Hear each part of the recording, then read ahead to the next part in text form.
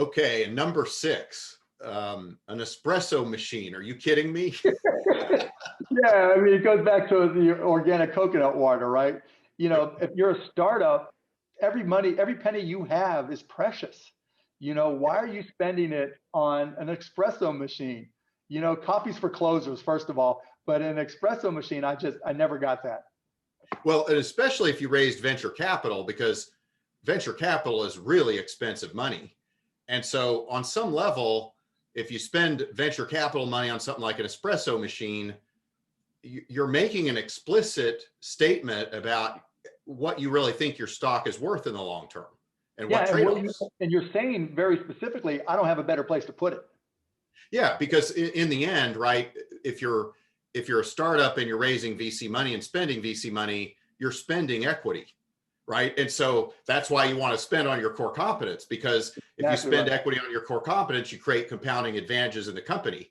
But an Exactly. espresso machine is the opposite of compounding, right? It's going to There's got to be a depreciate. value.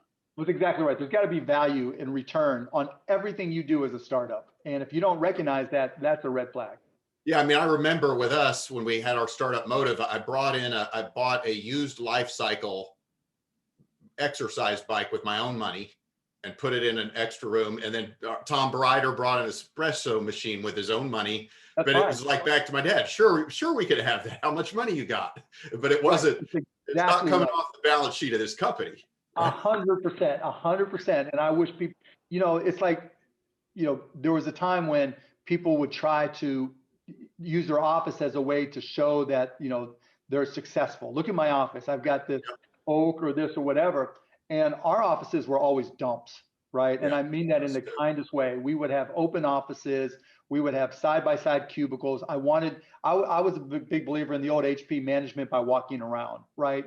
That I want to be able to see everybody, because in a startup, you can feel an energy, right? It's like going to a Mavs game and you feel the energy when you walk into the arena, back when we had fans. When there's a game and you feel that energy. In a startup, you can feel that energy too. It's like electricity that's in the air that, invigorates everybody that's there. And if it doesn't, you have an indication of their fit.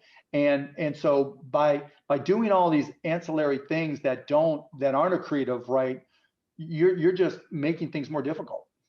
Yeah, I had the same thing when I started Floodgate. I was like, I'm not going to even get an office till I can prove to myself I need one. So I would drive around in my car, and I had my these boxes in the trunk with all the files in them.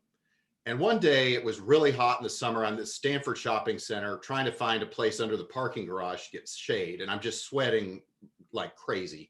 And I'm like, okay, it may be time to get an office. Yeah.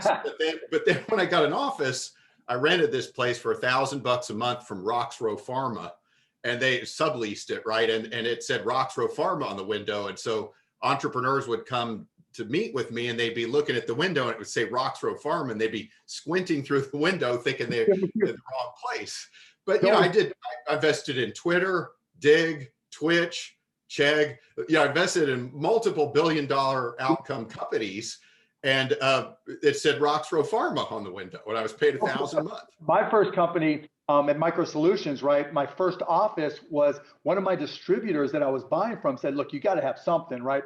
And so they had an extra room that when the owner of the distributor his son wasn't using it to practice his Spanish, I was allowed to use it, right? So I had to schedule a time. So that was my first office.